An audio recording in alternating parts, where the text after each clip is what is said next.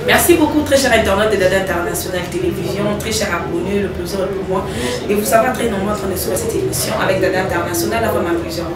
Merci à tous les compagnons de Dada International, partout dans le monde entier, en France, en Londres, au Canada, en Amérique, partout où nous sommes Dada International. Les compagnons de Dada International, quand ils n'ont jamais sans vous. Nous avons conseil na bino esa ake toteli marabi susu to kusa be susu to so na bino na yango na kopesa merci mingi na net ndombele andaki plus dans le moment ya balo compagnon de Dada International Télévision.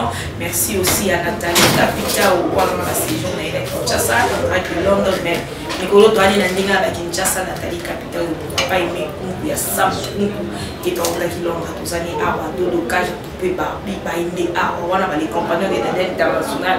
Bon, on peut pas m'appeler le bon la dima bila ma deux parasta américain. On dirait que pas na et puis par mon pote, mon ami, mon frère. RK de Bruxelles, René Cabassé, je te salue. Aujourd'hui, je ne suis pas avec un comédien, une comédienne, une star, non. Je suis avec une grande dame. Où est mon thème à maman, où est mon thème à moi, si la femme avec un grand cœur. Il y a mon maman, où est notre maman Émilie Set, Maïnga.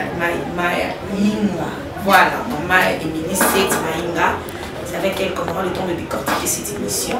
Plateau la mission c'est une Canadienne. Ninga Boisa fraîchement. Canada, pas Dada International Télévision. Aujourd'hui, on va parler sur sa fondation. Vida, je crois bien que vous connaissez l'image. Vous tout ça qui est lancement en haut. Mais quand tu consommes, tu es parce que ça va te dire, tu vas pas puis donc tout soit fait là bon bah bois comme bongo bah son baba bilamba bah ça la bonne elle il n'a pas voulu garder son argent là et moko tant que femme qui a sa initiative pour créer fondation là pour tout le monde qui a l'image mais tout mais quand tu consommes il l'autre tout taper dans les détails ma confiance n'engage à la Fortune voulait dire ma fille je te salue Fofo de Belgique la Bossanio de Rosine Camp la maquilleuse Alex Maman Amy welcome to Cool. Thank you. Ça va, elle sonnait bien ma case. Ah, elle sonnait bien. Très bien. Merci beaucoup. Bonnie. Ça va, maman, bonnie. Biso toza bien. Bonnie mboka na biso pe ya kuna. Biso pe toza la kaka kuna. Toza awa, malgré toza awa. Ba ota la biso pe kuna. Oui, total la bien mingi maman, oui, la biso ma case na stress. Tant na ota lo bona seki et ça ni ma bien. Maman Emily. Journée les Kindengeni, séjour dans la Kinshasa. Eh, séjour dans la pour son destination qui oh, encore Kinshasa. Oh, Ngoubele. Ngoubele, Koto. Ah bon, oui, on m'a dit ah oui. Il n'a pas attaqué. Ah, on est fort au matin. Bon, Moudé, je l'ai dit à Kinshasa. Il n'a pas attaqué, mais on se bat la misi. Ghana, il y a quand on va dans ma capatia, on l'aime pas kakati. Non, c'est la compagnie de Dada International.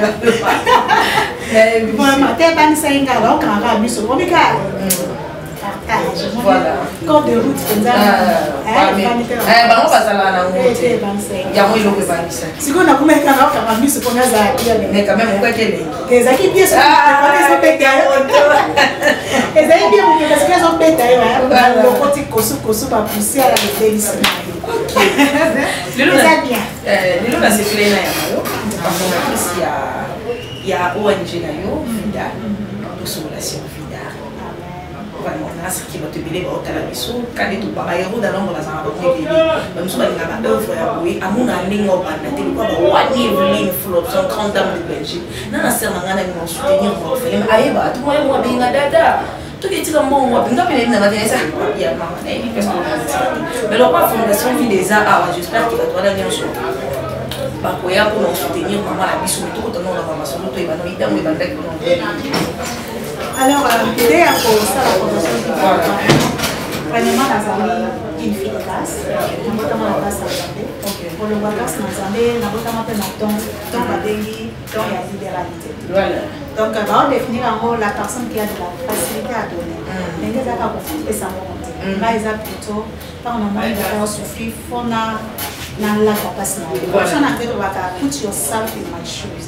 L'amitié maman qu'on a na chaussure pour na capacité wana pour songo pour na porter de base alors ce qui est 5 que na songo pe na makoki na za nango donc na songo na ko mona mutu na base que na ko kana ka passe na passe pour mona que nous souffrir son na mo pesa na donc on a ça tout on est dans un temps on a pesa na kimia et puis que ah dada kuna nzamba sugera pasa na kimia donc naza na kuta mabongo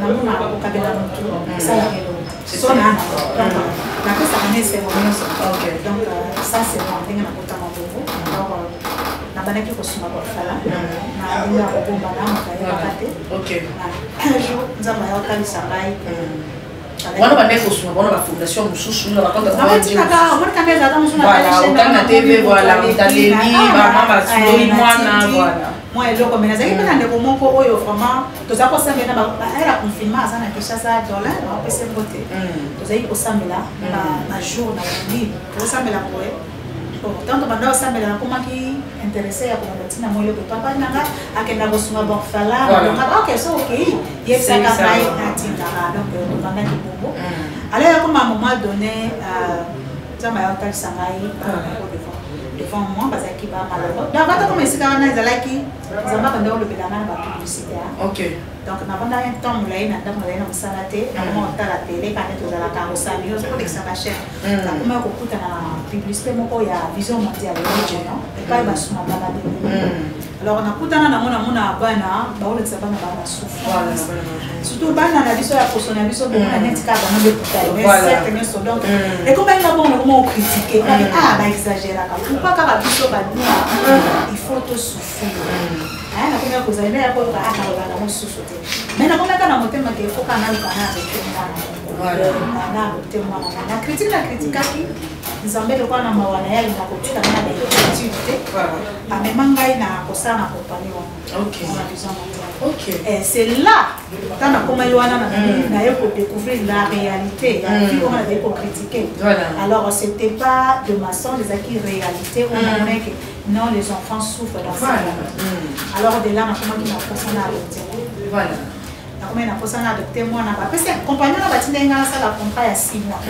mais comme on a comme na mona ba réalité na ba traumatisme donc na kokali soupe kotala bana ba histoire bana ndenge ba comment abandonner na comment na passe na lisenya na kosa 6 mois te OK on a la traumatisme na pas possible alors on va pas ça na grâce ça va être 2 mois ça va passer dans le style na zonga na ndaba ah comme na loka kinza me kona adopter moi na mo passer na bonda mo na bina nga même ça ndamo kona ça ndo ko mo ko toucher OK alors ya ko mapi na kama na kosa na OK tamu na vani na ndao ngaka musala pesi so na adopter non ko na kata ngali nga so na zo anga mo kona ke na suka c'est ça alors ça là que na ko perdre ba contact wana na kama ki fallait que kana adopter là wana quand début de week so ko penser ko ça le ça ko pousser l'hôpital alors ça là que na perdre qui ba contact wana atikala tena ke tena mtema merci nzambe vraiment non ça ndeni pona adopter moi na kuma penda pour préoccuper na alors yo comme à un moment où nzambe yo kotala lobelinga kati na bi non tu t'inquiètes beaucoup d'adopter un enfant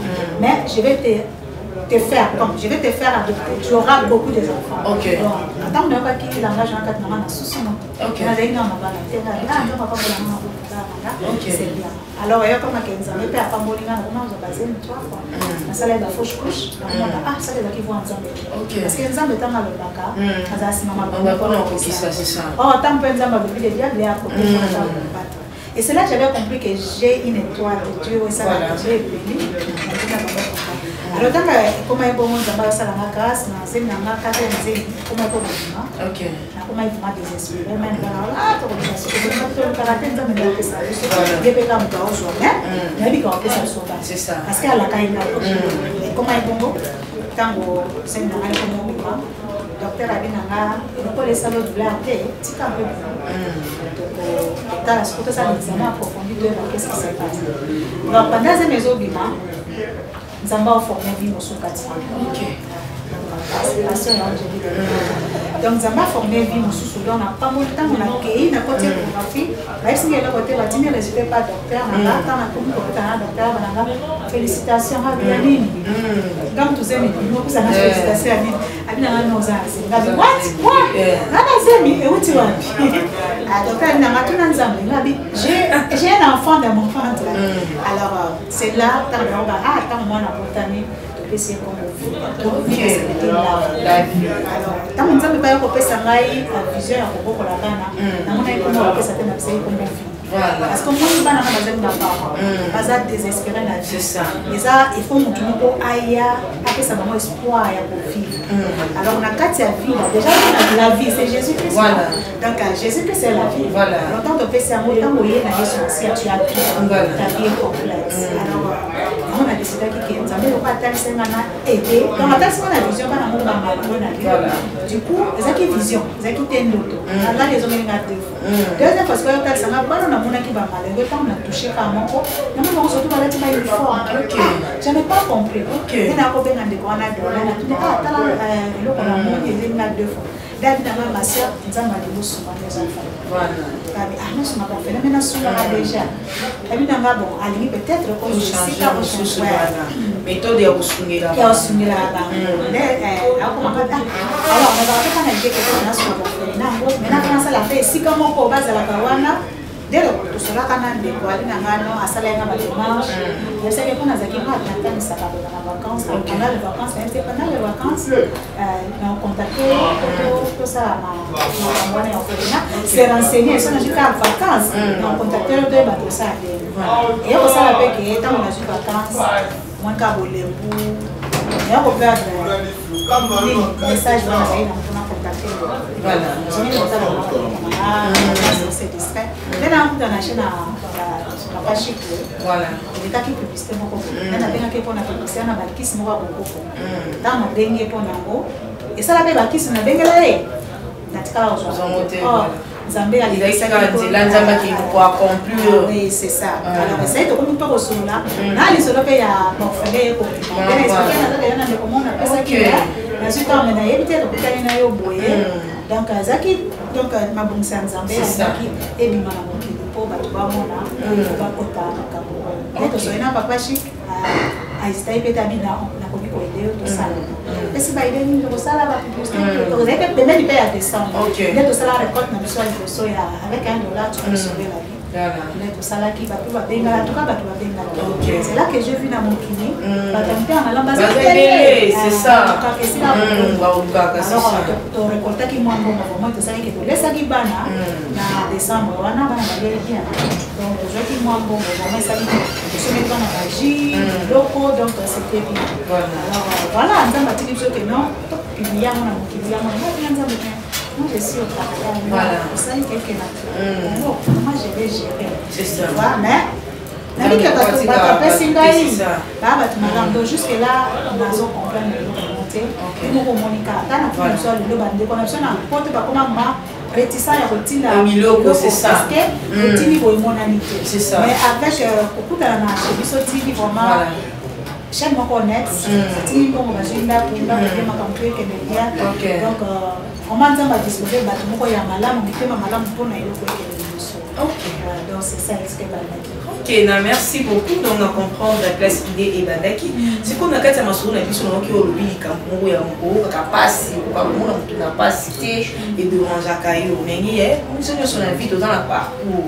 Peut-être parcours il y a vie na yo, mais commissaire yo, pour ça la suite nous dans la passe, qui peut être ba muto, aye ba dans la passe dans muto, aller quand la passe. Yo pour les cas étape il y a bon mon vie bien des akaka oh et le monde est là pour lui grâce mo compassion mo nzamba tsakatina yo. Bon, na kotama déjà ta compassion et puis na kotama compassion. Tu vois ceux qui osent étoile nzambe pour samani la vie. C'est ça. Alors et là que ça m'a comment traumatisé na ko mona parce que OK.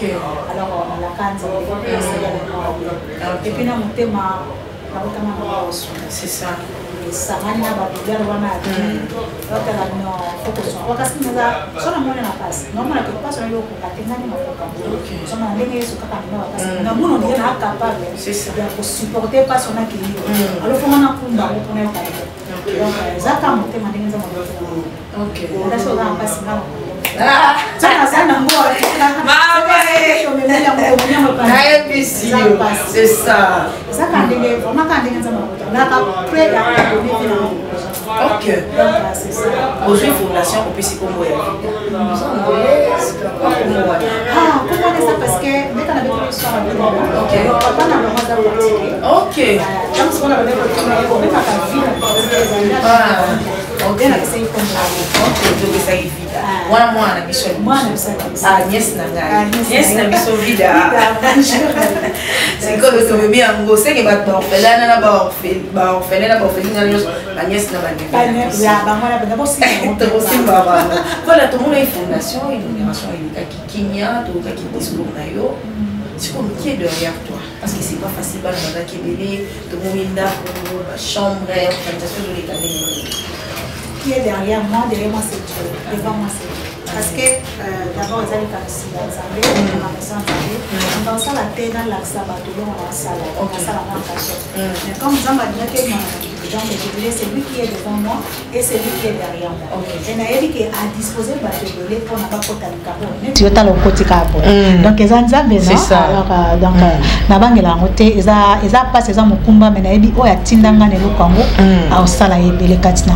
On disposé. Donc après c'est une vision, après c'est provision. La binoyo surtout bocha maboko et loko bana ba boko na bien bana ba boko na bien bana bazana bango wana ba responsable mususu baza pour le moment déjà sécurité assurée ba sécurité na to kutaki na ya bana ba yaki pona ko sécuriser biso les jours ok donc bana baza bien sécurisé kulia na bango makam na bango mais si on a partir à poto to à partir à to ebi kenzamba otia provision ba garde fou nini oyo ozotia dans le sens que tant que ya boye kulata na bango ba maladie na bango ba biloko na nyoso osali ba disposition ndenge bon jusque là nazana ngamo travailler ngamoko avec donc so ba bengi ke mona obela otinzimbo ouais donc ce que mona obela tu tiens que bon moi à l'hôpital de bezani jusque là là tolingi pe maladie on ya terre maladie les ça biloko ka pour photo c'est ça tout ça peut arriver voilà nous autres ningana ba ça nzambe ngabi ndongo pesinga bano zo aswe na bango c'est ça na makokite babela natangisa bango ngana kokana ngate yondo tininga na sale loko alors fait de façon que bana na baza la bonne santé parce que il y a les docteurs sont dessus de tout ça à protéger bango et na biso maladie ye ka ndingo lobi faut ka to na bango hôpital to ye ba traiter bango bazaka ba tunza mapesi mayele no ba kosimba mais genzo so le ute pa nzambe donc on a to bangela ngote to chango te to chende to cheka nzambe liboso na nyoso ok donc ba carrefour ezaka aya bato nzamba disposer soki mwana beli to beleli na dike ba osunga c'est ça baza na bango ebele ba wanye Evelyne Flop 50 dames de Belgique moi ça bata papa Jacques Eliko ye pas na motema osunga ya na Belgique na sinenga zotala boy wana grand sœur nanga ya na Belgique ye alela makambo ko abenga ngaka dada lukela nga ba orphelina moko ngai pe na sala na place ko kelina ete ya na ngai to ye awa ba tseke sala mayo mona les compagnons des Dada International mi place on a la place au bois kambongo place au tika mbongo o ezaki tango ozo boaka ezo bota na oloni na mama na mabele ya bien ali lobby ozo récolte moko nzamba za ba faso belé apambola rabisu bato belé ba kuma obanga kujwa bana na balabala bani belé bazana kindoki bani belé bazana bakuluna bani belé c'est pas facile ko ça bana bongo o ya uti koto na famille na bali na makambi belé jusqu'au ozali banda mboka tout ça se passe comment ici na Kinshasa bana mozo zo ka bango ndenge nini nazana bato bien oyo na pesi moi structure bien que kozwa bana photo kentole ka par commune ok photo za la sûr que bana na d'abord baza barfala parce que moi bana mususu ta mususu baza na moi vie bien malingina za na balabala ok alors to ngo za na balabala za na balabala oya no feli wana ozwa bango te en tout cas na za wa te mais si bato nanga il faut wana pas za orphelin te ba parents bazali mais ya linga a préféré via balabala bana nande na donc wana vraiment photos à la moins stricte. Voilà. Donc il faut vraiment zone et rassurer parce que bana o bazana ba parenté. Voilà. Il faut toyer ba penza que bana ba parenté ndeto zuba. Mais ba o wana ba colonaire, mais je dirais bana musuta pe azana orphelin ba bengen le. C'est ça. Donc il y a maladie. Tant que bengan ba chrétien, nous avons le pouvoir ya ko surmonter, ya ko tambola ba ndokwana. Ce qui ngana zuma na bongo na centre na je vais mettre mes genoux par terre. Voilà. Alors je sais que nzama wana bonde baka au kangola mwana na toko sungai. Ah mwana ndoki. Mais mwana ndoki wana azali orphelin. OK. Azate que non azaba para ba bengani non. Avec tes parents. Bon ba misu pe ba bengama baza ba ona kindoki te. Mwana ka soit papa bali moi si mutusu, moi sana et à s'imposer to maman bali mon bali mususu on bala na. Aye. On a des photos télé mélange. C'est ça, il faut que télé mélange ba biloko wana. Vraiment. Parce que maman wana ozo bengana mwana comme une pas sur yokaki étant que femme au porter 9 mois caprice à zema 9 mois aucun hôpital au poussi donc même douleur de kono yokaki ya on peut yokaki c'est ça pourquoi faut maltraiter de moi bana de kono babilo kwa ni za trop za na photo za ses amis c'est ça et vraiment ko lobelela ngo ko betela ngo c'est ko betela ngo ba maman tu sais quoi quand on dit une femme tu vois une femme la compassion d'abord c'est ça l'amour d'aimer les autres. Il y a les kinyos. Et ça, magie pour nous. C'est simple. Demande à Dieu. Compliment de l'amour. D'aimer les autres. C'est facile. La compassion d'aimer. Parce que tant que Dieu va ouvrir des portes pour toi. Vous comprenez? Moi, s'il faut il y a bon maman. Compassion, l'amour. Hein? Le fruit de l'esprit. La Galate 5:22. Moi, s'il faut moi, t'as balata bon kuta mutu mwese musu penza ndo kia libeli mwana mningo kipe te poani ça innocent mais non ça salité sokola ça salité là tu sais voilà nous sommes na kanza ke tant aux déjà au moins tant aux déjà mwana na ça salité nzamba fongole déjà porte tant aux na mutema no madala l'amour porte fongama pona yo po boko la mwana OK tingande na zabo na zo ndok na ndakwana mais bate na zo la ondeli OK je paye ça chaque mois na partenaire te oh et ça de okufutela ngako ngani somba kitu tena somba alikuwa munene na nyosa na ofutela mama Emily lupa mwana munyosa munene wana na ofutela ya vraiment et na like de somba na like mama Denise wa chama boko mama wa chama faut lancer caraba sika bien donc non toi mana besoin dans un projet munene en sala OK dans un projet munene en sala to suka ka bomote donc tokeli bosota na bike ba mama na ngana mitema basi